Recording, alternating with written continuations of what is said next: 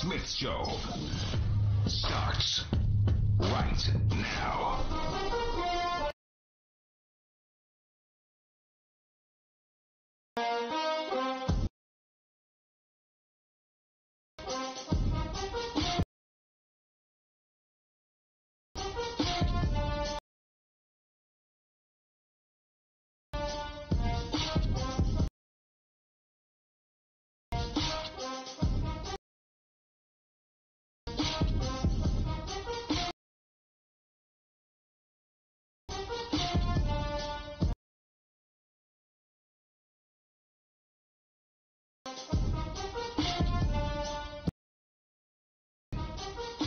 Welcome to the latest edition of the Stephen A. Smith Show, coming at you as I love to do every weekday over the airwaves of ESPN Radio and ESPN News, 250 plus markets across the United States of America. Check your AM, FM listing nearest you.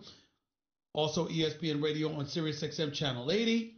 Also ESPN Radio simulcast over the live national television airwaves of ESPN News. Number to call up as always is 888-SAY-ESPN. That's 888-729-3776. The Stephen A. Smith Show is being brought to you by Credit Karma. Get your truly free credit scores and free credit monitoring from Credit Karma today. That's Credit Karma, K-A-R-M-A. Get knowing. Time for Straight Talk, brought to you by Straight Talk Wireless. Best phones, best networks, no contracts. Lots of stuff to get into today.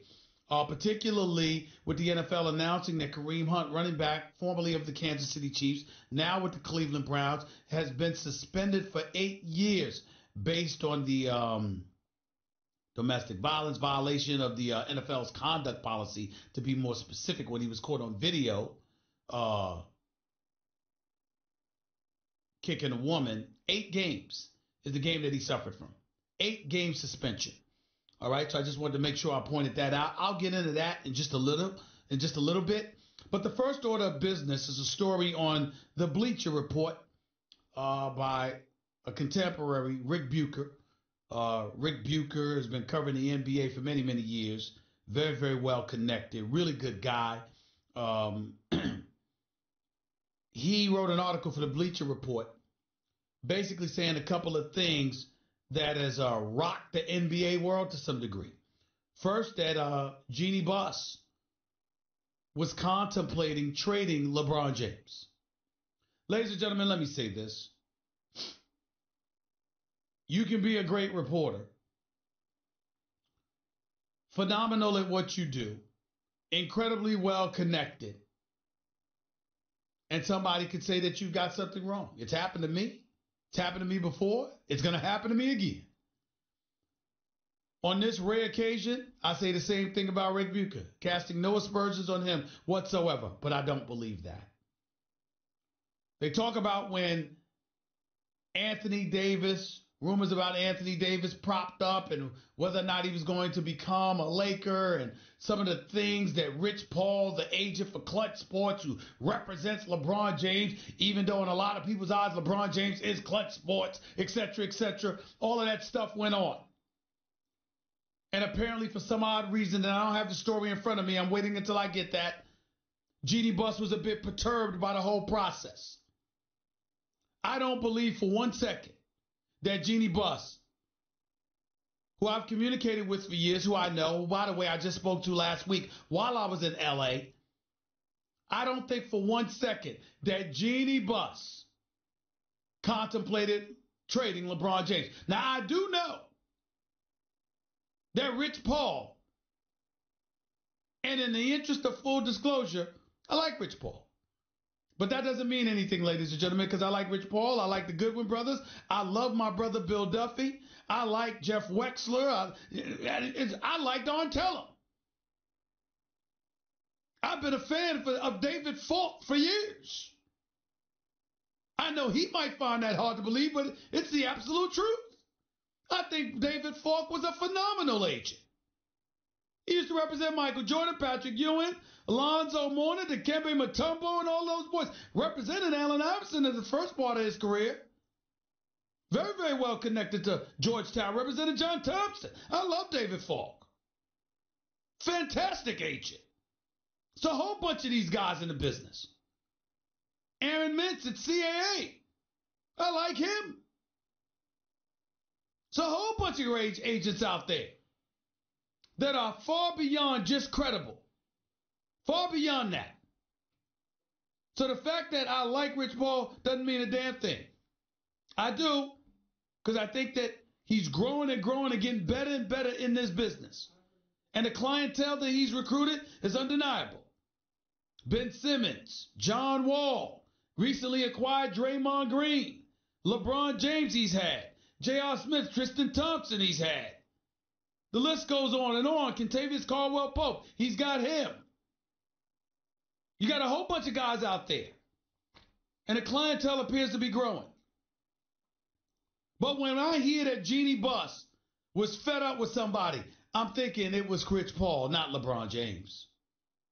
Because what you have is a situation, and it's very, very clear to me the kind of stuff that's been transpiring.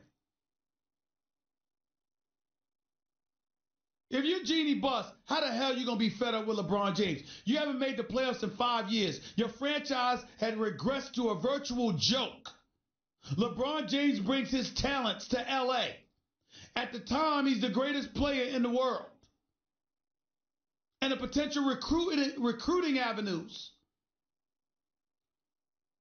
that were created by his arrival was unquestionable. How could Jeannie Buss possibly have a problem with that? There is no question that she had to like the arrival, if not flat out love the arrival of LeBron James. But LeBron James comes with baggage in the eyes of executives, in the eyes of some owners, in the eyes of clearly other agents and GMs. And that baggage in this particular instance may be Rich Paul in her eyes. Because if you're Rich Paul and you're representing LeBron James, you're not capitulating too much. People are usually capitulating to you. And if you're Jeannie Buss and you gave Kentavious Caldwell-Pope a 1-year deal for $17 million, and now he's getting $12 million, and you might not think he's worth $3 million, that might be a problem.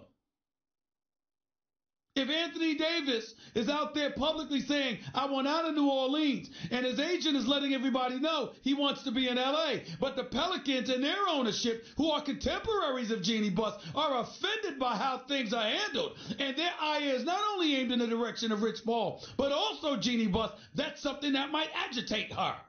I'm just speculating. Educated speculation, by the way, but nevertheless speculation. These are the kind of things that are transpiring. And as this goes on, there's a bigger story, Nuno. There's a bigger story, JC and others, to this story that people are not realizing as it pertains to LeBron James. And somebody has to say it. My boy Champ would be very, very proud about where I'm about to go.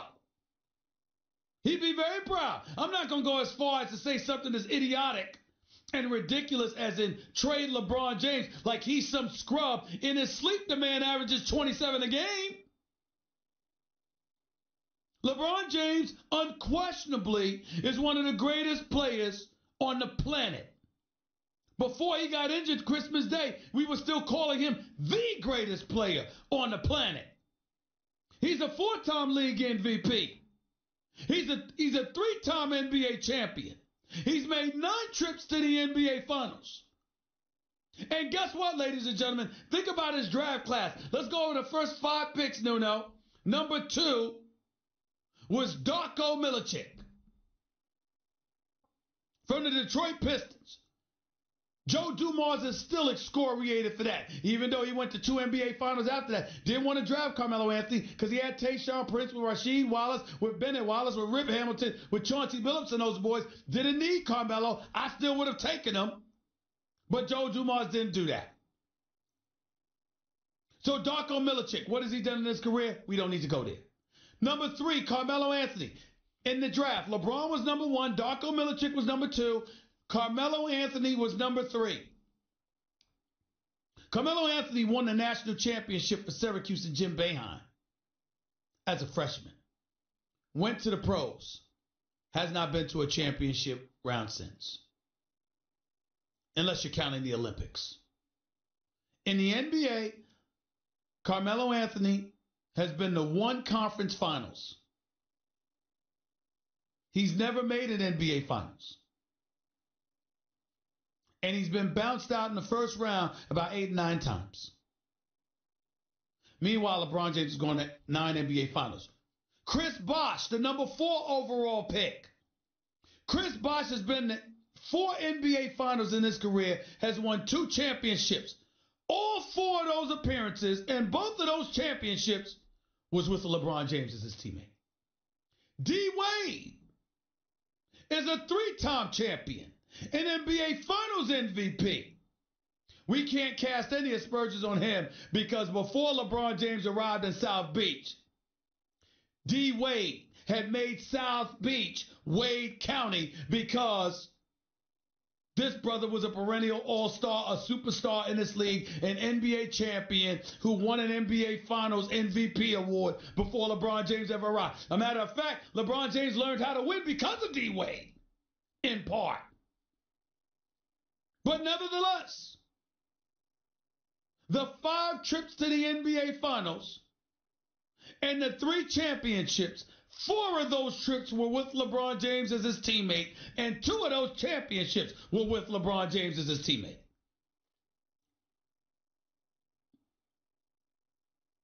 I don't know if there's anybody else in the 2003 class that's worthy of speaking of. I guess I got to look it up. Once my computer starts working, I guess I'll have to look it up. But the fact of the matter is, LeBron James and his greatness cannot be denied.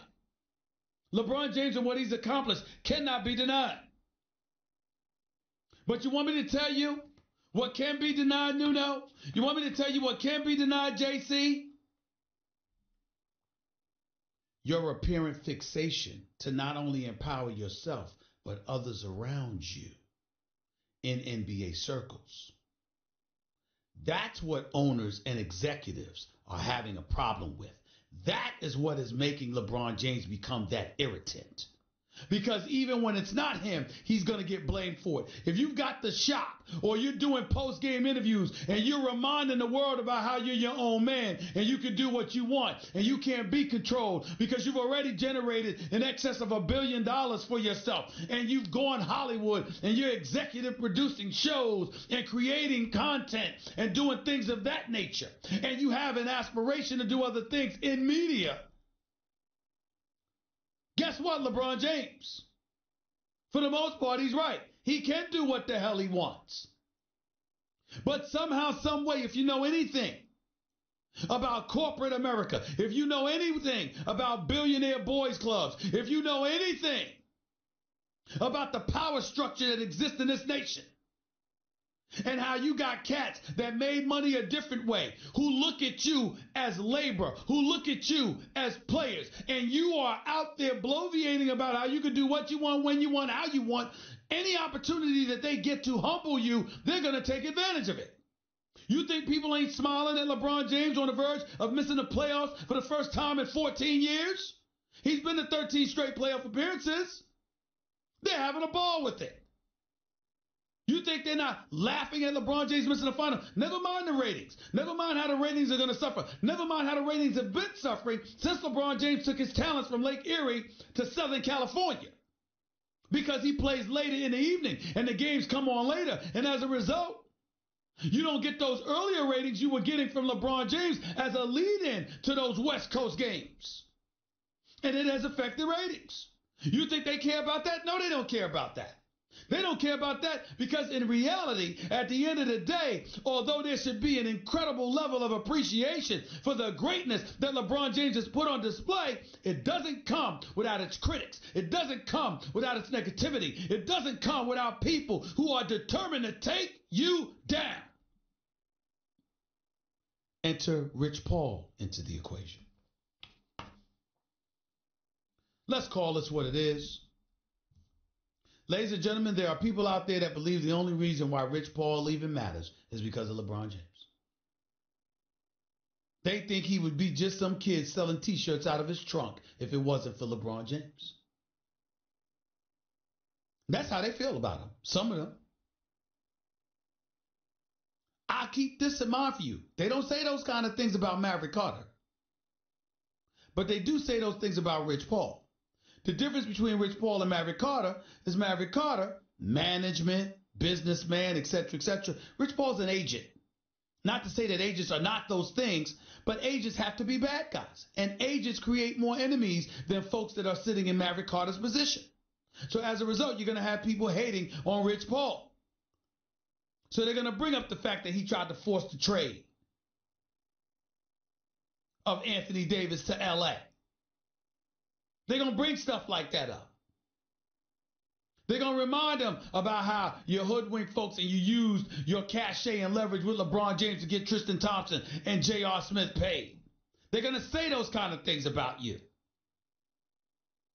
They're going to ask folks to look at contracts of players that you signed, wondering and questioning, did you do a good enough job for them? You're going to be under the gun. You're going to be critiqued ad nauseum.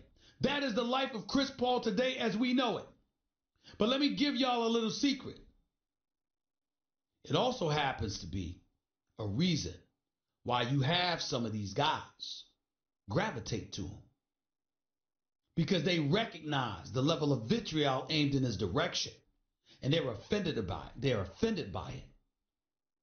This young brother grinding, doing his thing, and y'all don't want to recognize his talents. Y'all want to attribute it to his connection to LeBron James and LeBron James only. And y'all don't want to give him credit where credit is due. That's what the Draymond Greens of the world and others, like John Wall and others, are saying about Chris Paul. Because they respect him. And they like him. Excuse me. And because they feel that way about him, they're taken aback by the criticism that comes his way. And so it's not an accident that you see these stories. And it says stuff like Jeannie Buss apparently fed up with Rich Paul. It didn't say she was fed up with LeBron James. It didn't say that LeBron James is causing her problems. It intimated Rich Paul. Now, I didn't see that. I saw her being very nice to Rich Paul last week at the Staples Center when I was there. I didn't see that. But then again, who's to say it is or it's not true? We don't know. What we do know is this. This summer is going to be incredibly interesting. Because as I've told y'all on many occasions, we going to find out about LeBron this summer. I'm not talking about LeBron James, the player. We know what he is. A matter of fact, if LeBron's healthy next year, I'm going to put him in the MVP conversation because I don't think that LeBron will ever be more motivated in recent memory than he's going to be next season. As hungry as LeBron James was in pursuit of that first elusive championship, I think he's going to go back to that level of hunger. So as a player, I'm not concerned about LeBron. I'm concerned about LeBron, the recruiter. Who you going to get? KD ain't talking about coming to L.A., not for the Lakers. Kawhi Leonard ain't talking about becoming a Laker. Kyrie Irving ain't talking about becoming a Laker. Kemba Walker ain't talking about becoming a Laker. Klay Thompson ain't talking about becoming a Laker. Who you going to get? I just named 5. I didn't name Jimmy Butler, the Tobias Harris, and other guys who ain't superstars, but they can play. I didn't mention them. You got about 7 or 8 high second tier to automatic first tier stars available in free agency this summer, and not a single damn one of them are talking about coming to L.A. to play with LeBron James. That's a problem. That's a problem. And if that doesn't, and if it materializes into that, where Lord help you, see, John, people are not realizing this. The Lakers, it's not just about who you don't get. What if they go to the Clippers? What if they go to the Clippers? What if the Clippers become Yankees West and the Lakers get reduced to the status of the New York Mets? I mean, once upon a time, that was unconscionable. Could you imagine if that becomes the case with LeBron on the Lakers? I got news for you. Who's to say LeBron wouldn't ask to be traded? All of this stuff is getting very tricky. All of this stuff is heightening. And I look at that right now, and this summer is going to be very, very interesting. Because remember, according to our very own Mark Spears, for the undefeated website for us, Mark Spears said it best. He said, and he's telling the truth, Pelicans ain't trading Anthony Davis to L.A. They're not doing it. Ownership doesn't want to do it. They just don't want to do business with the Lakers when it comes to Anthony Davis. So where does that leave you? Where does that leave you? It's not about Jeannie Buss contemplating trading LeBron James. It's about Jeannie Buss being annoyed, potentially, because Rich Paul may have made life inconvenient for her, because with the whole Anthony Davis ordeal, you might have irritated ownership in New Orleans, who pick up the phone and call her. They ain't going to call Rich Paul. They going to call her if they're irritated. Ownership is not going to complain to an agent. They'll leave their underlings to do that. When ownership has a problem with you, it's because another owner had a problem with you. That's what Rich Paul, in all likelihood, has to deal with. We'll see how he reacts to it. 888-SAY-ESPN. That's 888-729-3776. You're listening live to the Stephen A. Smith Show, ESPN Radio, ESPN News. That was Straight Talk Wireless, nationwide coverage on America's largest and most dependable 4G LTE networks. We'll continue talking about this. Plus, we'll get into Kareem Hunt, member of the Cleveland Browns, formerly of the Kansas City Chiefs. We'll talk about that 8-game suspension he received. And I'll tell you why it should suffice. 888-SAY-ESPN. That's 888-729-3776. You're listening live, Stephen A. ESPN Radio, ESPN News right away. If you haven't tried the delicious, high-quality meat from Butcher Box, you're going to be blown away. Butcher Box brings you meat the way it's meant to be, so you can get all of the benefits you're supposed to get. Unbelievable flavor and unparalleled nutrition. They work closely with the best farms and companies committed to raising animals humanely. From grass-fed beef to free-range organic chicken to wild-caught sockeye salmon from Bristol Bay, Alaska. Butcher Box has over 20 different cuts of meat to choose from, with customizable boxes and a variety of other options to choose from. And Butcher Box comes at an affordable price, too. With free shipping, you can get a month's worth of the best-tasting meat from Butcher Box for less than $6 a meal. Butcher Box is offering my listeners free ground beef for the life of your subscription and $20 off your first box when you sign up at butcherbox.com/Stephen A. Don't miss out on this special offer at butcherbox.com/Stephen A. That's butcherbox.com/Stephen A. That's with a PH, not a V. Eli Manning was due for a 4 o'clock interview. Wasn't his publicist, wasn't his business manager, wasn't PR for the Giants. He was on hold. He had called early himself. You just don't see that from professional athletes. I'm not knocking Antonio Brown the way some people would do, but he's talking about doing things the right way at his press conference yesterday for the Oakland Raiders, but it was after he had showed up late. That's not something Eli Manning does. He doesn't show up late. He doesn't engage in behavior that could be described as dilatory. He doesn't pass the buck. He doesn't sit up there and do things for public consumption that an organization frowns upon. He's not a divisive force within a locker room.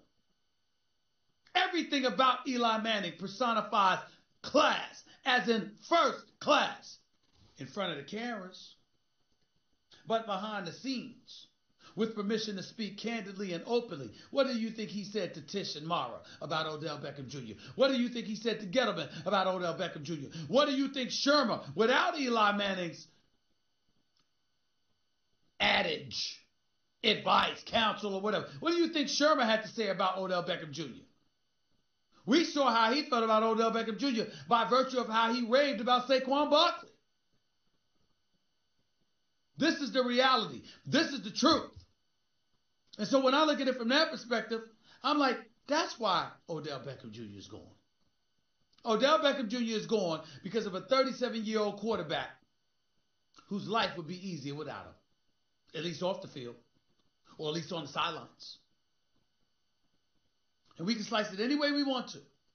But that's what it's going to come down to. Because I'm here to tell you something right now. And I challenge anybody to tell me differently. You're trying to tell me that Eli Manning is insistent on keeping Odell Beckham Jr. and the Giants let Odell Beckham Jr. go anyway? Come on, y'all. Do y'all really believe that? I don't. And neither should you.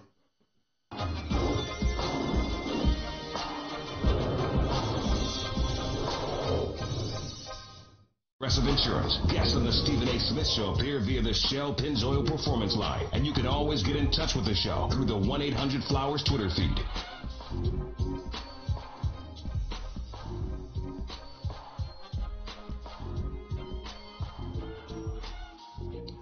If you missed any of my opening segment today, go check it out. Podcast brought to you by Capital One. Capital One is reimagining banking, offering accounts with no fees or minimums that can be opened in 5 minutes. Capital One, hey, what's in your wallet? 31 minutes past hour number one. Back in the Stephen A. Smith Show, ESPN Radio, ESPN News. Start off hour number two. The great one himself, the NFL insider extraordinaire, the one and only Adam Schefter will be on the show with us to talk about an abundance of things percolating in the NFL community. I'm going to call up as always. Until then, it's 888-SAY-ESPN. It's 888-729-3776. To get to the story of the morning, news has come down that Kareem Hunt, formerly the star running back for the Kansas City Chiefs, Kareem Hunt was handed a 7-game suspension by Commissioner Roger Goodell of the National Football League, who had met with Kareem Hunt. The NFL had investigated a multitude of incidences he found himself involved in, requiring law enforcement intervention over the last couple of years or so. The standard is 6 games for something that involves physical force. The NFL gave him 8. Standard suspension for violating NFL's personal conduct policy when it comes to assault, battery, domestic violence, or sexual assault that involves physical force is 6 games. Kareem Hunt got 8 games. Did the league get this one right? Ladies and gentlemen, there's no right about this. Kareem Hunt is lucky that he didn't get suspended for the year. Caught on video, having to be restrained not by 1, not by 2, but 3 different men. Kareem Hunt had to be restrained. The girl fell against the wall. She was down. And while she was down and he was being yanked away by another young lady, he kicked her again. These are the undisputable facts. Here's another fact that everybody needs to remember. Kareem Hunt was let go by the Kansas City Chiefs immediately upon being placed on the commissioner's exempt list and prohibited from playing football after the 11th game of the season for the Kansas City Chiefs, because they saw a video, they saw the footage, and once they put him on the commissioner's list, the Chiefs cut ties with him immediately. Ladies and gentlemen, it wasn't just that because he was on the commissioner's list. It was because Kareem Hunt had lied to Andy Reid's face. He had lied to Eric Bieniemy's face, now the offensive coordinator, the former running backs coach for the Kansas City Chiefs, who had worked directly with Kareem Hunt. He had lied to their face from what I was told. He had lied to their face. I am an individual who believes that America is the land of second chances. I've seen rapists get second chances. I've seen killers get second chances.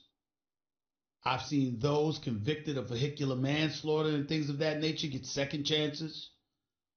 We've seen some of the most deplorable individuals one can imagine, based on their actions, get second chances in the United States of America. And if that is our MO, I am of the belief that Kareem Hunt should receive the same after his 8-game suspension. Had it been a year, I wouldn't have said a word. Because when you get caught on video doing what he got caught doing, you got to pay the penance. Plain and simple. The other thing that's important to point out about Kareem Hunt is this. Remember, it was in November that TMZ published the video of the incident. and Hunt was placed on the commissioner's list. I hope people like John Wall of the Washington Wizards are watching, because obviously he doesn't deserve to be associated with anything like this, because to our knowledge, he's never done such a thing. And I want to be very, very clear.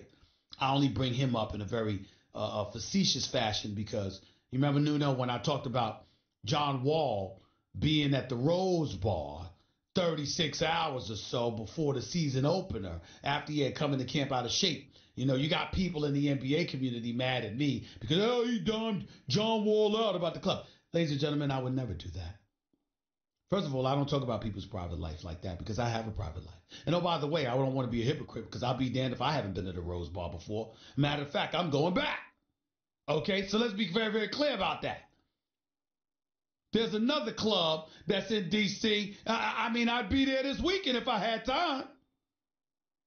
So ain't nobody calling him out about that, nor would I ever talk about that. My exact words about John Wall were simple. You can't put yourself in a position where TMZ is putting out videos about you at the club. In other words, I said something after the videos revealed him at the club, not before. Because I would never do that. That's not how I roll. But that's neither here nor there. Back to Kareem Hunt. Because again, John Wall has never been associated with any kind of criminal behavior or activity or anything. He's actually a very, very good guy. He's just a bit sensitive these days, but he's a good guy. Kareem Hunt, can't say that. I would like to believe he's a good guy. The evidence shows us otherwise. He's lucky he wasn't suspended for the year. He's lucky he's back in the National Football League. Because from a football perspective, Kareem Hunt, here's what I want you to know. I hope you never do something like that to any woman again. You swear you won't. You've apologized. We'll take you at your word. You serve your 8 games. You come back. You play football. But here's what I want Kareem Hunt to hold on to as a football player. You cost the Kansas City Chiefs a Super Bowl championship. I believe, ladies and gentlemen, if Kareem Hunt were healthy and playing and had not been placed on the commissioner's exempt list because of his transgressions, I believe the Kansas City Chiefs would be standing here today as Super Bowl champions. I do not believe that the Patriots would have beaten them in the AFC Championship game. And I do not believe the Rams would have beaten them in the Super Bowl. I believe Patrick Mahomes with Tyreek Hill, with Travis Kelce, with Sammy Watkins and those boys, and Kareem Hunt, I believe they would have won the title. They would have won the Super Bowl championship. I really believe that. And Kareem Hunt's suspension cost them the championship. So now here he goes, and he goes to Cleveland. And what do we look at here? Kareem Hunt in Cleveland. With Odell Beckham Jr., with Jarvis Landry, with Nick Chubb, with Baker Mayfield. Cleveland's got a chance. They've got a chance. We shall see. 888-SAY-ESPN is the number to call up. We were talking about LeBron and Rich Paul before the break. Been talking about Kareem Hunt ever since. Let's go to the phones. Donovan, you're live with Stephen A. Go ahead, man. Hey, yeah, what's going on, man? I'm a Lakers fan, so I think the problem was just like what KD was saying, was just the whole thing is toxic because it's messing up the foundation, which is basketball. It's like you keep hearing, well, I might get traded, I might get this and that. It's like my Lakers are trying to focus on getting diamonds instead of getting gold. Like we had the young players to lead us. It's just I think LeBron has to take a step back and realize, yo, he's at the end of the road. Let Lonzo Ball, Kyle Kuzma, and Brandon Ingram take over. Now in the offseason, hey. Donovan, so let me get this straight. LeBron James, who's a career 27-point per game scorer, shooting better than 48% from the field. LeBron James should take a backseat offensively to Lonzo Ball. I mean, can I ask you? Donovan, I'm gonna mess with you, man. It's all in love. I'm gonna mess with you. I don't want to offend you too much by this question. It's all in love, bro. It's all in love. We don't know your last name. I'm not trying to get you in no trouble, bro. Do you use weed? Hey, look, it's Lent. I gave up weed for Lent. You know what I'm saying? I'm trying to. Oh, so you gave up weed for Lent? You gave up weed for Lent? All right. I'm not hating on that. Are you on the Lent now? No, yo, are you on the Lent now? Because you said LeBron James should take a back seat to Lonzo Ball. You do understand that's what you said, right? Stephen A. He should take a back seat to Lonzo Ball, Kyle Kuzma, and Brandon Ingram. Let the younger guys take over. So let the younger guys take over. What have you seen from the younger guys that tells you they should take over? These younger dudes can put up 20-plus points. I'm a Lakers fan that watched these dudes last year. You think? Hold on, Donovan. You sitting here telling me you think Lonzo Ball can average 20 a night? Is that what you just said? It's not Lonzo Ball. It's the whole younger core playing together. That's what I'm saying. I know okay, what these all right. I got you. You trying to soften it now because your boy's listening, and you knew I was gonna jump all over you because you tried to say that Lonzo should be elevated above LeBron. I was about to get you immediately drug tested. You know that. Stephen, come on, man. I was a Lakers fan saying I didn't want LeBron James, but I understand. Hey, he's here now. I understand what he does. I'm just saying. He's at the end of his career. All right. You know what I'm saying? I got you, Donovan. I know what you're saying. I don't agree with it, but I know what you're saying. I appreciate the call, man. Thank you so much. Ladies and gentlemen, Donovan, we want to put our hands together and pray for this brother. He said LeBron should take a back seat because of Lonzo Ball and Brandon Ingram. I know he added Kuzma to the list, but I'm stuck on Lonzo. 888-SAY-ESPN. It's 888-729-3776. Back with more of your calls in a minute before Adam Schefter comes on the line. By the way, you never know what goes out. You know what never goes out of style? Surprising a friend or loved one with buy one, get one free multicolored rose bouquets for $29.99 from 1-800-Flowers.com. To order, go to 1-800-Flowers.com/ESPN. Back with your calls in more in a minute. Gentlemen, you've been sitting around for too long. Whether you want to get to the game, NFL, college, MLB, or concert, look no further than Vivid Seats, the official ticket partner of ESPN. Go to 3 against the Cleveland Cavaliers in the NBA Finals when Steph and Clay were struggling and Kevin Durant just said, give me the damn ball, and dropped 43, including a dagger from 3 in LeBron's face. I mean, have y'all forgotten this stuff? Kevin Durant is that great. He's that great. What do you think's going to happen? And they didn't have him as a security blanket last night and still beat the fully loaded Houston Rockets. Y'all think this is good news? It's not good news. You know what I saw last night? I saw a Houston Rockets team that could beat anyone except the Warriors. I saw a Houston Rockets team that could beat anybody except the Golden State Warriors. Here's the problem. That's who you got to beat if you want the crown. They're standing directly in your way, daring you to do something about it, and Houston couldn't do a damn thing yesterday. That's the reality. That's the inescapable reality. I hope Houston gets it together. I wouldn't mind being in H-Town for the NBA Finals. I'd love it. But I think it's important to recognize that the likelihood of it happening this year is slim to none. It's slim to none. Because these Golden State Warriors are special. You know what they are? Whatever the hell they want to be when it's really, really time.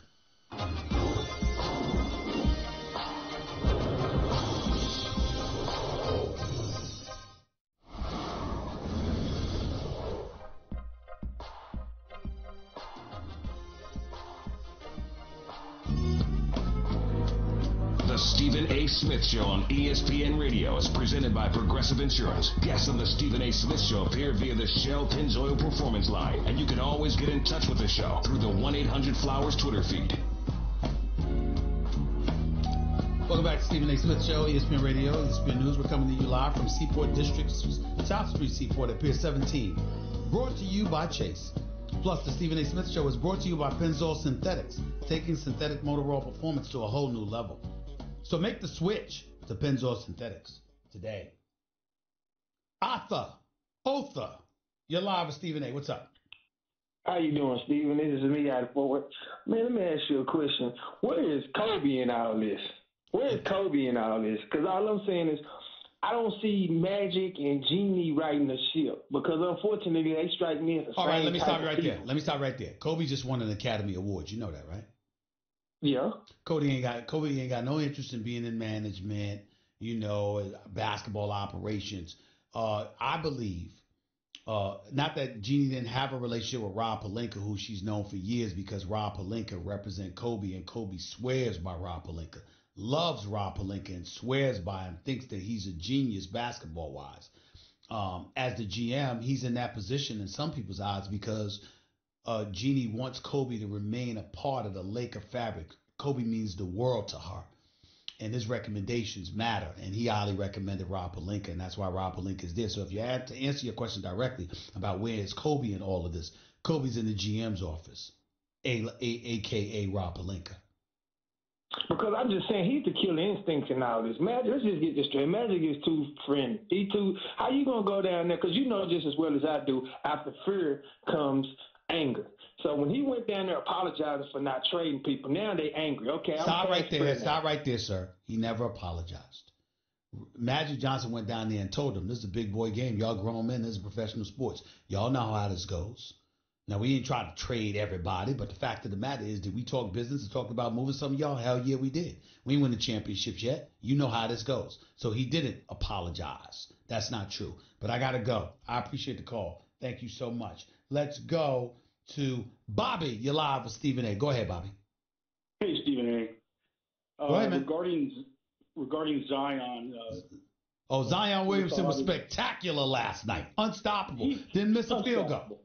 It was beautiful to see. But I'm thinking about, I've heard you say Charles, and other people are saying Blake. What's your school of thought on Larry Johnson? I think no. Larry Johnson wasn't this guy. Larry Johnson was a special kind of player, but he didn't have this guy's athleticism. Larry Johnson was just a man amongst boys in the post. Incredible footwork, incredible basketball IQ. He could ball UNLV and then went to the pros. All of that's true. But Larry Johnson was never Zion Williamson. No, not this dude. So would you scold me for thinking LJ? Yes, I just did. I would say more Barkley in terms of his ability to push the ball up the floor, his athleticism, his ability to play above the rim. He's more Charles Barkley than Larry Johnson, without question. Okay, you're the man. All right, appreciate it. Thank you. 888-SAY-ESPN. It's 888-729-3776. You heard the news, Kareem Hunt. Suspended for 8 games. He'll arrive with the Cleveland Browns mid-season. Don't get me wrong. He's allowed to work out until August 31st. Once the season begins, he's not allowed to be around the team. He's going to be suspended for 8 games by Commissioner Roger Goodell for violating the NFL's conduct policy. We've got that to talk about. Odell Beckham Jr. being traded to talk about, along with a host of other things. And who would know better than the great Adam Schefter, the man, the myth, the legend himself, the ultimate insider. He'll be right here up next with Stephen A., ESPN Radio, ESPN News. Hour number 2 coming at you next. The Stephen A. Smith Show starts right now.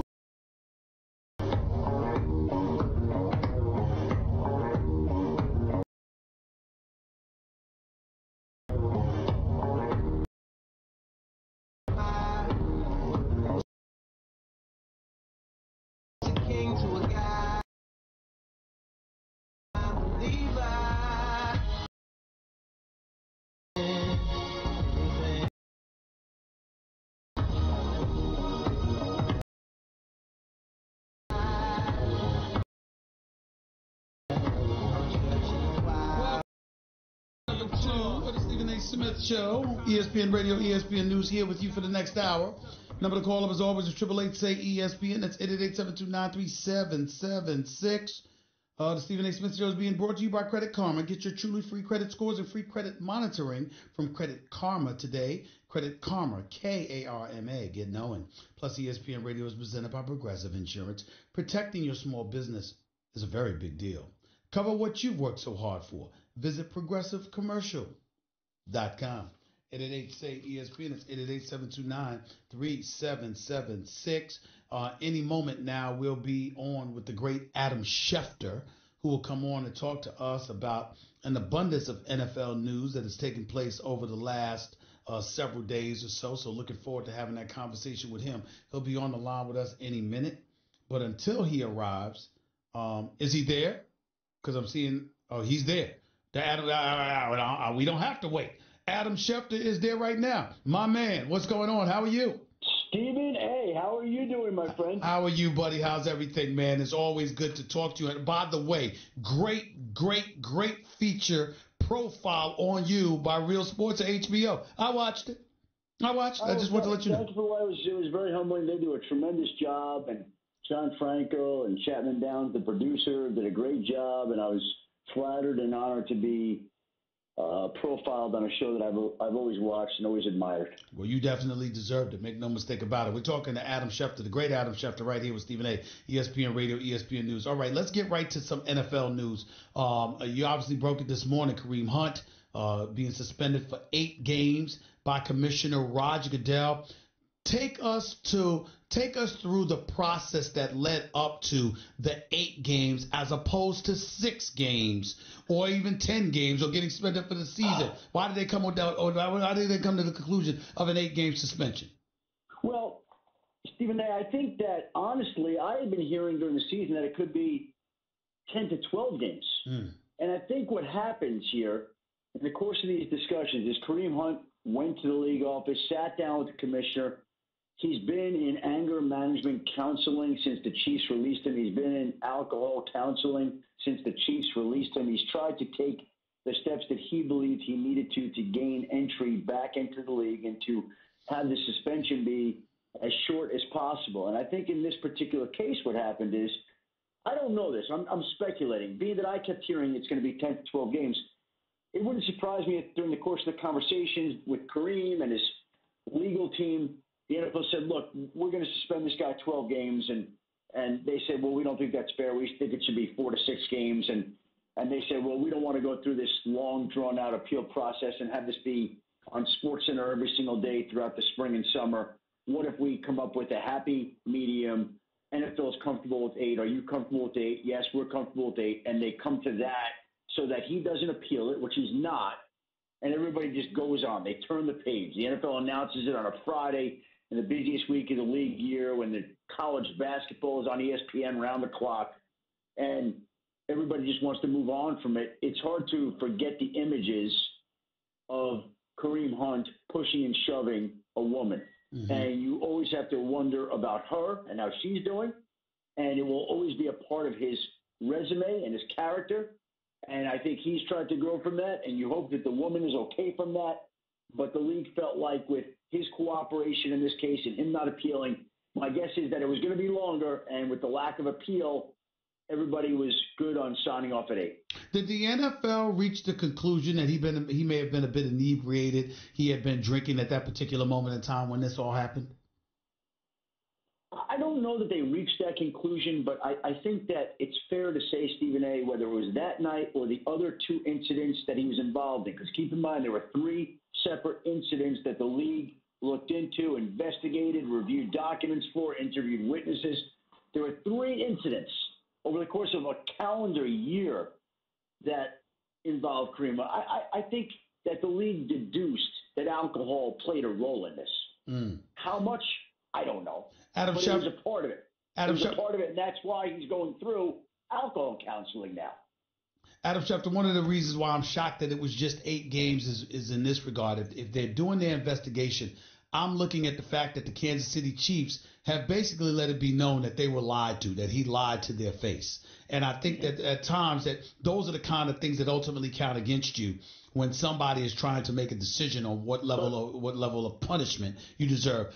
Talk to me about that for a second. Yes. Yeah, but he paid the price for the lying from the Kansas City Chiefs. That's why when the video surfaced on Friday, November 30th, and it surfaced, if my memory serves me correctly, the video came out about 2, 3 o'clock in the afternoon, and by 5 or 6 that night, he was released. Yeah. And the reason he was released was because he lied to the Chiefs. The NFL doesn't factor whether he lied to the Chiefs into its decision about how long Kareem Hunt is going to be disciplined for. They're looking at 3 separate incidents. The Chiefs took the action they did to a certain extent because he lied to them. He wasn't honest to them. Mm-hmm. And the Chiefs couldn't live with that, with a guy that basically misled his employers. So he was released in Kansas City. And now the NFL conducted its investigation based on the fact that there were 3 separate incidents of violence, alleged violence, of video, of pushing and kicking a woman, of assault, of whatever it may be, alcohol. And so the league determined from those 3 separate investigations that Kareem Hunt deserved an 8-game suspension. Him lying to the Chiefs had nothing to do with the NFL's decision. Adam Schefter right here with Stephen A., ESPN Radio, ESPN News. With that being said, what kind of fallout, if any at all, does the NFL anticipate that the NFL may anticipate comes their way in light of the fact that it was just 8 games? Well, I think you read the comments on social media and you see people saying, oh, Zeke Elliott gets 6 games. There was no video. There was no evidence. Even though people had different suspicions, he got 6 games. There was a clear video for Kareem Hunt. There was a clear video on 1 incident. There were 2 other incidents. He gets 8 games. Now, I think the one thing that we've seen over time, Stephen A., is that you basically get separate. The league has basically increased its discipline on certain crimes, instances, all those things. And so that's what happens here. And the league is basically not giving the benefit of the doubt to the player anymore, and that's what happened here. And by the way, separate note, the Bucks just agreed to terms with Shaq Barrett on a 1-year deal for $5 million. A small deal, and it's separate, very separate from a very serious conversation, but just got the text and want to share with you. Understood. I want to transition to the Tampa Bay Buccaneers anyway. That was one of the teams I was going to ask you about. Well, I was trying to lead you there, Stephen. Well, I appreciate it. You know, I appreciate it, Adam Schefter. They let go of Deshaun Jackson. Obviously, they moved him on to the Philadelphia Eagles. They didn't want to guarantee him $10 million for this upcoming season. They couldn't reach an agreement. He's happier than ever because he's happy to be back in Philadelphia.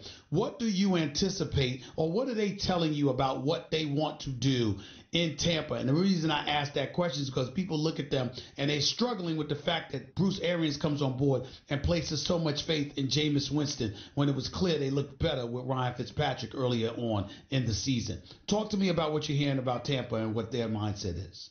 Well, listen, I think that one of the reasons they hired Bruce Arians is because he believes in Jameis Winston and Jameis Winston believes in Bruce Arians. And they worked together at Bruce Arians' football camp in Alabama back in the day when Jameis was in 8th grade. And there's always been a mutual respect and admiration between those 2 men. And they know that if Jameis Winston gets turned around, and by the way, they believed in him as an organization before they hired Bruce Arians. They believed that he was worth salvaging. They believed that he was worth saving. They believed that he was going to turn it around. And basically, it's a situation that they thought this was the guy that could make Jameis Winston be the best Jameis Winston there could be. And so he goes in as Tampa's quarterback, and they count on him to get the best out of Jameis, and that's where they're at right now. Staying within the NFC, Adam Schefter, the biggest news arguably of the week was Odell Beckham Jr. Being traded from the New York Giants to the Cleveland Browns. They got a 1st-round pick, a 3rd-round pick, and obviously Jabril Peppers in return, safety Jabril Peppers in return. Talk to us about why the Giants really, really traded Odell Beckham Jr. at this point. You know, I think it's pretty simple, Stephen A. If we go back to last year, 1 year ago, before the NFL owners' meetings, the Giants made it abundantly clear to other teams that basically Odell Beckham Jr. was for sale, and that if anybody wanted to give them 2 first-round picks, they were going to move them. Nobody at that time was willing to give them 2 ones, and so they held on to him. And they saw the way that he interacted with their new coach, Pat Shurmur, the way he was a good citizen at a time when many people were staying away from off-season programs and mini camps. He came in. He was on his best behavior last summer and got the new deal that he wanted and craved. And then after that, there were instances where I think the Giants were unhappy. And I go back to the interview he did where he wondered aloud whether he wanted to play in New York, questioned the offense, questioned the quarterback, got hurt again, team didn't win, team produced as much without him as it did with him. And I think the Giants just got right back to the same place they were 1 year ago, where they said, we're probably better off without him than we are with him. That's what they believe. Now, we're going to find out whether or not they're right. And it seems like all of New York can't stand Dave Gettleman over this trade. And everybody in New York is baffled as to why they would do it. Now, I understand why they would move on. I would just say this to you. I'm surprised they did this trade now, early in March, rather than a week from now, 2 weeks from now, right before the draft. Because I can tell you for a fact that there were other teams out there that made what they thought were better offers than the Giants. And so what was the rush to take a 1 and a 3 and Jabril Peppers on March 12th as opposed to getting even more, if they could, on April 12th? That's the one thing that I'm confused by. But I don't think there was any doubt that the Giants were open to moving on from Odell Beckham Jr. When the calls came in this offseason, and they did, make no mistake about it, the Giants listened to every one of them. And they never said to anybody that called, we're not trading that guy. We're not dealing him. If a team called the Giants today for Saquon Barkley, what would be the Giants' reaction? Please. Now, you tell me. They probably hang up on him. So why did they engage multiple teams over and over throughout the course of this offseason? But that's where I'm going, Adam. That's where I'm going.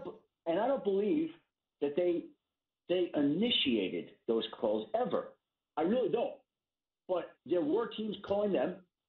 And as I said this week on SportsCenter, they were not shopping Odell Beckham Jr., but they absolutely were listening on Odell Beckham Jr.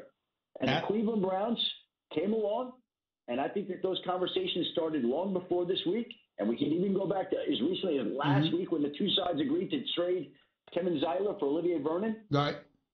And there were ongoing talks between the Browns and Giants that resulted in the trade this week that I think all of New York hated. Adam Schefter, no one is more equipped to answer this next question than you. I threw this out. I didn't speak to anybody. Pure speculation, just based on looking at the tea leaves and watching the NFL and thinking about what the relationship is with Eli Manning, the 37-year-old quarterback, two-time Super Bowl champion quarterback for the New York Giants, who clearly is not what he used to be, but his relationship with the New York Giants. If Eli Manning wanted Odell Beckham Jr. with the Giants, is Odell Beckham Jr. a Cleveland Brown today? Yeah, I don't think that matters. Okay. I really don't. I don't think that factors into this. Do you think that Eli Manning has the kind of personality that he would go to the front office and say, "I want this guy dealt," or "I want this guy"? No. That's not what I'm accused. That's not what I did not say that at all. I'm not accusing Eli of that. I'm simply I'm going in reverse. I'm saying if Eli Manning sat up there and said, "This guy is important to me. He's valuable to me. I don't want him going anywhere," would the Giants have made that move? That's what I'm asking. Number one, that would be an un-Eli thing for him to do. Fair enough. Number two, he just wouldn't do that. Eli Manning is a pro, I believe, who stays in his lane. He's not telling the front office what to do and what not to do, just like Tom Brady is not doing that in New England. He's not going into Bill Belichick and say, "Boy, I really want another wide receiver. Why don't you trade for Odell Beckham Jr. here?" He's not saying, "Boy, get rid of Chris Hogan. He struggled this year." Like, that's not happening. So I think now, that's not true of every quarterback, okay? I know. But those guys, I believe, are pros who stay in their lane and know their place, okay? And different people have different approaches to different ideas like that. And I don't think Eli would ever do that. And even if he did, I don't think that they would listen. I think that Dave Gettleman and John Mara and Pat Shurmur, they would do what's best for the Giants, no matter what their quarterback thought. Now, if Eli Manning went to them during the season this year and said, "Guys, God, it's tough out here. Like, we don't got enough receivers. Can we get some help in there? You got, hey, Eli, we're going to try to help you." But they would be smart enough to recognize what he knows. Adam Schefter right here with Stephen A, ESPN Radio, ESPN News. Let me transition to the AFC, Adam Schefter, with the Pittsburgh Steelers, because their best wide receiver, Antonio Brown, is now an Oakland Raider. Mm-hmm. Their best running back, Le'Veon Bell, is now a New York Jet. When you look at the Pittsburgh Steelers, particularly considering what you just said about Eli Manning, how are we all to look at that situation in Pittsburgh, particularly as it pertains to Big Ben Roethlisberger, Mike Tomlin, in light of Jesse James going to Detroit, speaking out against the team in terms of its dysfunctional tendencies, Le'Veon Bell sitting out last season, we know why, Antonio Brown creating the ruckus he created to get up out of Pittsburgh. How are we supposed to look at the Pittsburgh Steelers today? Well, I think they are at an interesting point in their history. It's a situation where basically, and I'm just dealing with a lot of different things here, Stephen. I apologize. Don't worry about it. I understand. So I think that 1 year ago, this team was built around Ben Roethlisberger, Killer Bees, Ben Roethlisberger, Le'Veon Bell, Antonio Brown. Now, the two best playmakers in your team are in separate places. And I think if your team and the two best playmakers on your team won out and wind up in different places, I think that merits discussion and scrutiny and questioning within to say, why did our guys want out? Why do they not want to be here? What's going on? What's wrong? What do we need to address and fix? And if they're not thinking of self-scouting and self-criticism, they're not operating honestly and transparently, because clearly there are issues and there's something wrong when two guys want out like that. Now, I'm not excusing Antonio Brown for what he did in the final week going AWOL, and Le'Veon Bell probably should have taken that deal when it was offered. But there was such animosity that built up with the way the offensive line talked about Le'Veon Bell, between Antonio Brown and Ben Roethlisberger. Who knows who's right and who's wrong? But the one thing that I can say is wrong is what was going on in Pittsburgh with the culture. That seems to be wrong. There seems to be something wrong. And by the way, they lose Antonio Brown and Le'Veon Bell, and they lose Jesse James to Detroit. And oh, by the way, we got a situation where they also lost one of the best offensive line coaches in the game, Mike Munchak, who left to go take a similar job in Denver. And yes, he's got a daughter who lives out there, and yes, it's easier for his family, but he still left when he'd been in Pittsburgh for a while. So it's just interesting that they're in a spot where so many people did leave, so many key people, and they've got some excellent people that they'll now be leaning on. James Conner's a great running back. Juju Smith-Schuster's a great receiver. No team has done a better job than the Steelers at uncovering talent at wide receiver in the mid-rounds of the draft. Every year they seem to find somebody. They're amazing at that. But they've got some real issues that they got to figure out there. Before I let you get on out of here, look at Le'Veon Bell, going back to him in New York. He wanted to basically change the market. He didn't want to be paid as a running back. He wanted to be recognized as an all-purpose back that did dual things in terms of running and catching the football. And he definitely was looking for more than $16 million a year. He ends up with $35 million guaranteed, a $52.5 million deal. He's still being paid less than Todd Gurley. He winning all of this in the end? Le'Veon Bell, was it worth it in the eyes of NFL officials? Listen, I think the simple-minded approach is to say, oh, you lost out on that money, and you'll never get back that $14.5 million. And there's no element of truth to that. Right. But who knows what drives a guy, right? Like, if he had played last year, who's to say that Pittsburgh wouldn't have run him into the ground? He wouldn't have 400 more carries. He might have gotten an ACL. Who knows what happened for $14.5 million? Then he wouldn't have gotten the $35 million guaranteed this offseason. Were the numbers better from Pittsburgh on the deal they offered last year than the deal? Yes, they were. Okay? Should he have taken it? Probably. But he said he doesn't regret it. Now, is he being proud? I'm sure there's no element of truth to that. But how do we know? You know what? He didn't want to go back there. How do we know that he didn't want to play behind the offensive line that kind of mocked him? How do we know that there weren't other issues? Everybody gets to do what they want with their life. Right. Last question. Go ahead. That's what he chose. Last question for you. Switching to the draft. Is it a foregone conclusion that Kyler Murray is going to be the number one overall pick taken? You know, I never want to say foregone anything with the draft. Like that, you know, Yeah, that's just a mistake to do that when we are 6 weeks out of the draft. Like, right. Do I think that Kyler Murray is square in the conversation for the number one pick? Yes. If I had to bet $1 today, would I bet it's Kyler Murray? Yes. Do I think things could? Sure. I mean, but I think right now the breadcrumbs lead us to Kyler Murray at 1. Now, whether that comes off 6 weeks from now, we'll see. But I think that's the way it's tracking right now, and we'll see if Arizona itself comes to that conclusion as well. Adam Schefter, always appreciate the great work, buddy. Thank you so much for taking time out of your very, very busy schedule to come on the show, buddy. Got it. Thanks for having me, and have a great weekend. All right, buddy. You do the same. And say hello to your family. That beautiful, wonderful daughter of yours. What a great girl she is. She is special. Thanks a lot, buddy. You take it easy. All right. The one and only Adam Schefter right here with Stephen A. ESPN Radio, ESPN News. 888-SAY-ESPN. That's 888-729-3776. You're listening live to the Stephen A. Smith Show, ESPN Radio, ESPN News. By the way, if you haven't tried the delicious, high-quality meat from Butcher Box, you're going to be blown away. Butcher Box brings you the meat the way it's meant to be, so you can get all of the benefits you're supposed to get. Unbelievable flavor and unparalleled nutrition. They work closely with the best farms and companies committed to raising animals humanely. From grass-fed beef to free-range orange chicken to wild-caught sockeye salmon from Bristol Bay, Alaska. Butcher Box has over 20 different cuts of meat to choose from with customizable boxes and a variety of other options to choose from. By the way, that was organic chicken, not orange chicken. And Butcher Box comes at an affordable price.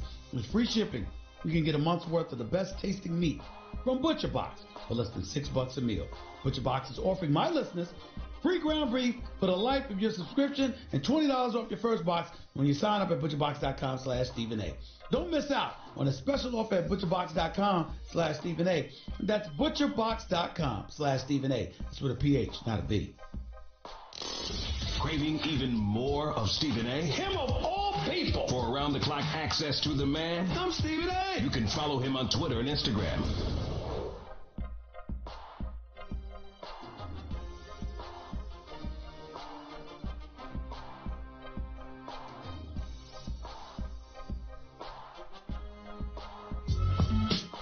The Stephen A. Smith Show on ESPN Radio is presented by Progressive Insurance. Guests on the Stephen A. Smith Show appear via the Shell Pennzoil Performance Line. And you can always get in touch with the show through the 1-800-Flowers Twitter feed. The NBA is on ESPN Radio. Tune in Sunday as Joel Embiid and the Philadelphia 76ers visit Giannis, the Greek Freak, Antetokounmpo, and the Milwaukee Bucks. Presented by Indeed. Coverage begins at 3 p.m. Eastern on most ESPN radio stations. Back to the phones we go. Justin, you're live with Stephen A. What's up? Hey, what's up, Stephen A.? Thanks for having me. I'm okay. I was calling about the Kareem Hunt suspension. Yes, sir. Whether you like it or not, he's taken, the 8 games. When he comes back, he's going to be fresh. He's going to be fresh, ready to go. I agree. I think the NFL needs to take a look at their suspension policy. I think, if they're going to suspend players for whatever it may be, they need to take the suspension off the last of, the regular season. No, because you can't just think about the individual and how it's going to affect him. You have to think about the team. The team doesn't deserve to suffer because of the transgression of one player. So, the bottom line is missing the first 8 games. You want him to miss the last 8 games because it would serve him best to miss those games. Well, you know what? Why don't you just suspend him the whole season and just do it that way? As opposed to suspend him the last 8 games of the season, but have him around for the first 8 games of the season. The teams don't deserve that. They didn't do what he did. Those were his actions, not theirs. Correct, it is. But then you have to look at like Tom Brady. He took the first 4 games of the season. Well, the first 4 games, exactly, not the last 4 games. That's the point. Could the course have been different, though, if he took the last 4 games? The point is the team didn't deserve for him to take the last 4 games. If Tom Brady indeed was guilty of deflating footballs, and by the way, I've seen no concrete evidence that says that, the bottom line is this. It would have been the actions of his own, not of the New England Patriots. And if that's the case, the team does not deserve to suffer any more than suffering without that player for X amount of games or whatever. You don't suspend somebody for the last game. Let him stick around for the first 12 weeks and then get rid of him the last 4 games. You don't do that. Yeah, but that might serve more as a deterrent, though. No, it wouldn't. The point is you're forcing others to suffer be unnecessarily so because of the transgressions of one selfish individual. Nobody deserves that. Have a nice day. Julian, you're live with Stephen A. What's up? How's it going, Stephen A? How are you I'm doing? all right. I'm listening. Go ahead. All right. So my question is do you think that Kareem Hunt's situation will be similar to Kobe Bryant? Do you think someday that if he keeps on winning and possibly wins the Super Bowl with the Cleveland Browns, do you think he'll be able to overcome this situation? Well, first of all, mentioning Kareem Hunt in the same breath as Kobe Bryant is sacrilegious. Kobe Bryant is one of the greatest players to have ever lived. Matter of fact, somebody that's underappreciated in this day and age, because all we talk about is LeBron compared to Michael Jordan. We just forget about Kobe and the fact that this is next to Michael Jordan. He's the greatest off guard that ever played the game of basketball. He's a 5-time champion. That's number one.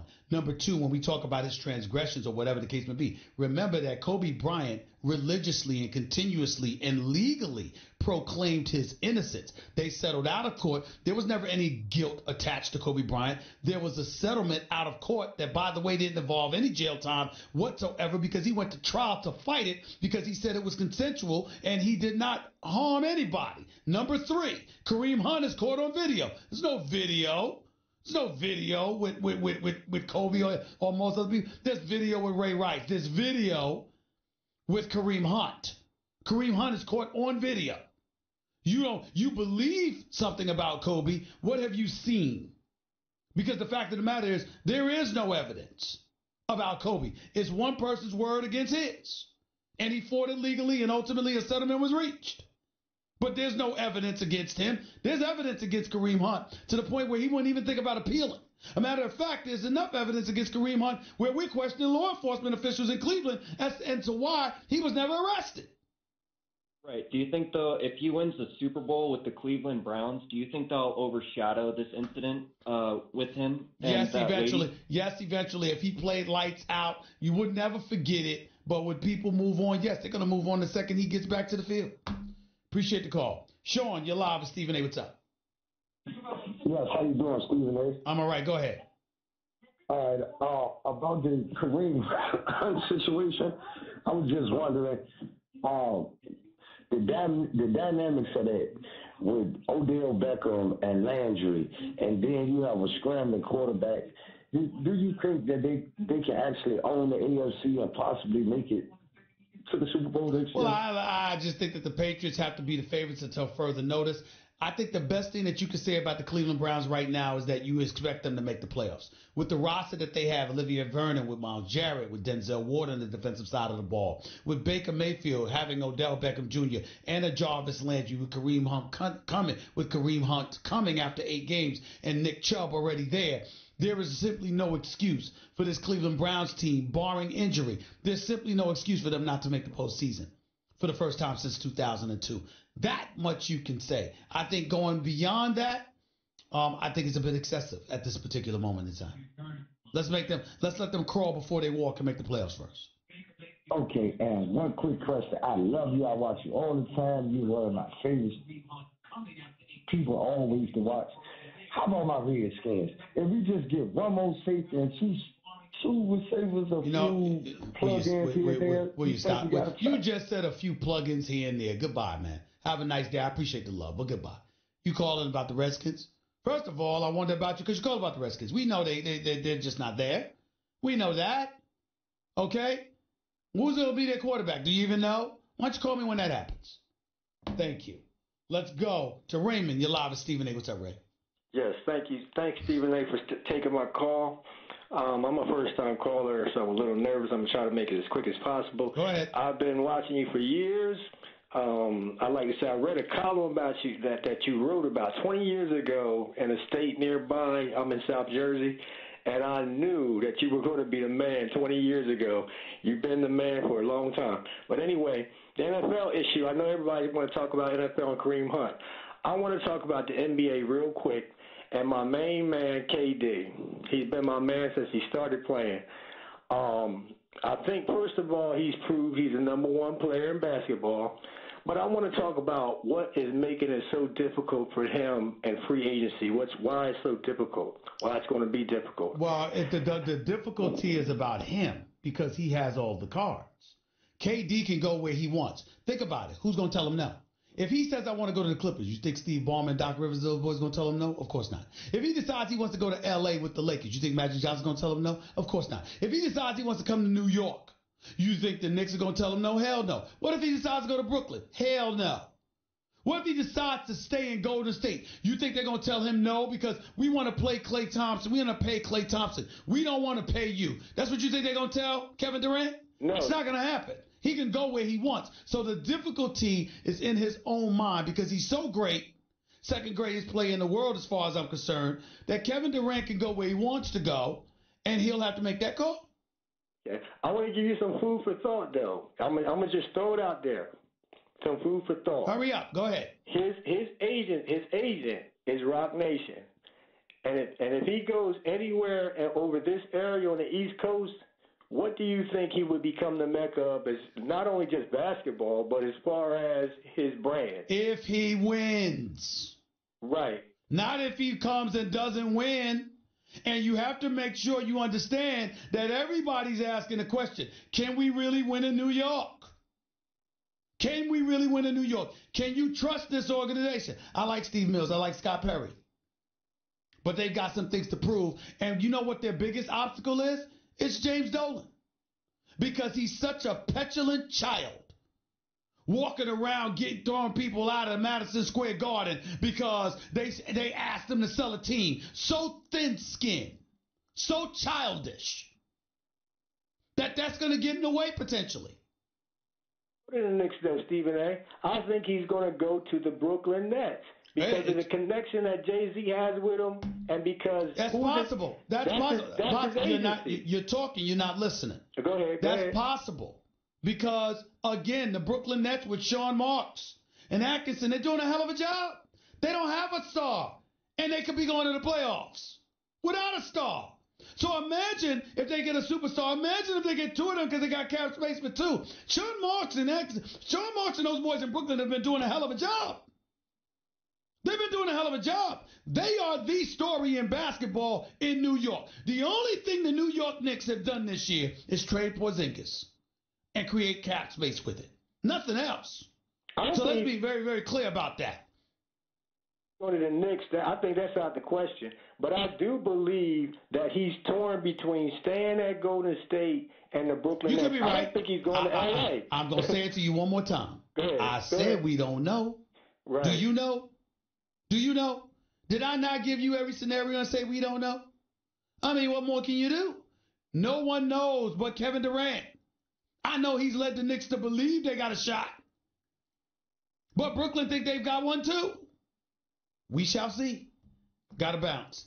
888, say ESPN. It's 888-729-3776. Your calls to close out the show in a minute with Stephen A. on ESPN Radio, ESPN News. By the way, if you missed any of the show today, go check it out on demand in the Stephen A. Smith podcast, brought to you by Capital One. Capital One is reimagining banking, offering accounts with no fees or minimums that can be opened in 5 minutes. Capital One, hey, what's in your wallet? Max Kellerman, did you know that our show can now be streamed on demand on the ESPN app? Better bring your A game. I always bring my A game. Download the ESPN app and... Eli Manning was due for a 4 o'clock interview. Wasn't his publicist, wasn't his business manager, wasn't PR for the Giants. He was on hold. He had called early himself. You just don't see that from professional athletes. I'm not knocking Antonio Brown the way some people would do, but he's talking about doing things the right way at his press conference yesterday for the Oakland Raiders, but it was after he had showed up late. That's not something Eli Manning does. He doesn't show up late. He doesn't engage in behavior that could be described as dilatory. He doesn't pass the buck. He doesn't sit up there and do things for public consumption that an organization frowns upon. He's not a divisive force within a locker room.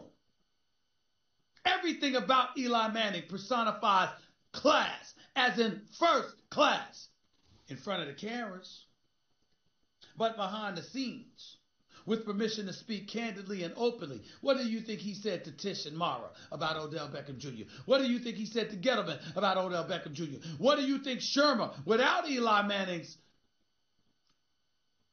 adage, advice, counsel, or whatever. What do you think Sherman had to say about Odell Beckham Jr.?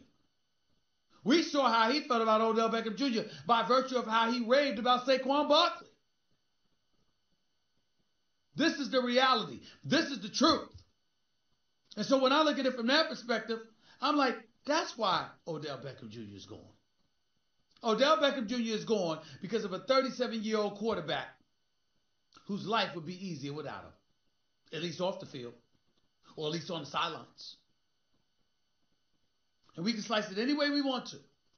But that's what it's going to come down to. Because I'm here to tell you something right now. And I challenge anybody to tell me differently. You're trying to tell me that Eli Manning is insistent on keeping Odell Beckham Jr. and the Giants let Odell Beckham Jr. go anyway? Come on, y'all.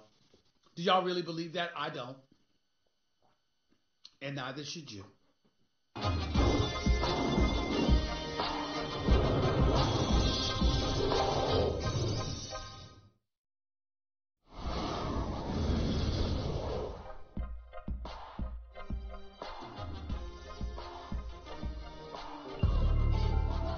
The Stephen A. Smith Show on ESPN Radio is presented by Progressive Insurance. Guests on the Stephen A. Smith Show appear via the Shell Pennzoil Performance Line, and you can always get in touch with the show through the 1-800-Flowers Twitter feed.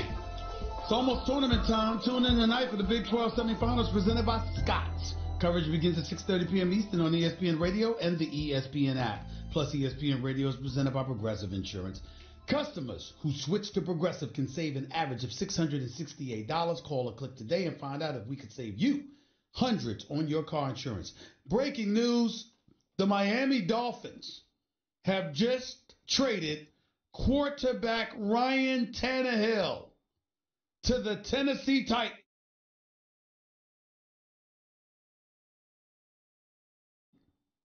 Ryan Tannehill to the Tennessee Titans. That's all I know for this moment. Here's my question. 2 parts. Number one, what does that mean for Marcus Mariota? Number two, damn, why did you just grab Teddy Bridgewater then? Just my thought.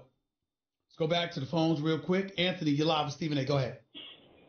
Hey, Stephen A., thank you for having me on. I had 2 quick questions for you. Go ahead, real quick. One regarding OBJ trade. Big Giants fan, obviously wasn't happy. But with the Giants being so unpredictable right now, would it shock anybody for them to trade their 2 first-round draft picks to move up to Arizona's number 1 spot? I don't think that'll happen. I think they've got their sights set on Dwayne Haskins. It would be a shocker to me if they were to draft Kyler Murray, but anything's possible. All right. And my second question is, all the talk of Kevin Durant coming to the Knicks. He said he wants to be the number 1 superstar. They want to sign 2 max contracts. Wouldn't that be a deterrent to him? They said New York. They didn't necessarily say the Knicks. All right. Take it easy. Could be Brooklyn. Thanks a lot. Let's go to Mike. You're live with Stephen A. Real quick, Mike, go. Hey, Stephen A. I was just calling. I heard you guys talking about LeBron again. My opinion, if you're not part of the solution, you're part of the problem. 6-11 when he's out, 4-12 since he's been back. Yeah, but they were the 4th seed in the Western Conference Christmas Day and rolling before he got hurt. He's still we hurt. Can't ignore that. I'm saying the wheels came off thereafter. The 18 games that he was out, and he wasn't able to stop the slide. Right. Another question. Duke Blue Devils. Blue Devil fan since I was a little kid. Yep. Zion Williamson, Sean Kemp. What do you think? Sean Kemp couldn't dribble in the open court the way that Zion could. I agree. Sean Kemp was a Skywalker, dunk on anybody, was a monster in the post as well, but he wasn't Zion in terms of his open court abilities. He just wasn't. And that's the way I look at it. Zion's something special. When I think about Zion Williamson, I think about a better version, a taller, bigger, more athletic version of Charles Barkley. That's what I think about. And when I think about freshmen in college basketball in terms of their impact, no freshman has had this kind of impact at this position since Chris Webber. As a freshman, since Chris Webber. But he reminds me of Barkley. He really, really does. That much I will say. I got to get on out of here. I'm looking forward to this week in college basketball, these conference championships, Big 12 semifinals, Then after that, the ACC finals and all of that stuff going on this weekend, plus some NBA basketball action. It's going to be a beautiful, beautiful weekend of basketball, and I'm loving it. I'll talk to y'all Monday. Until then, peace and love. Hey, what's up? It's Will Kane. Coming up right after Stephen A. Smith. Join us on The Will Kane Show live on ESPN Radio, SiriusXM Channel 80, and ESPN News.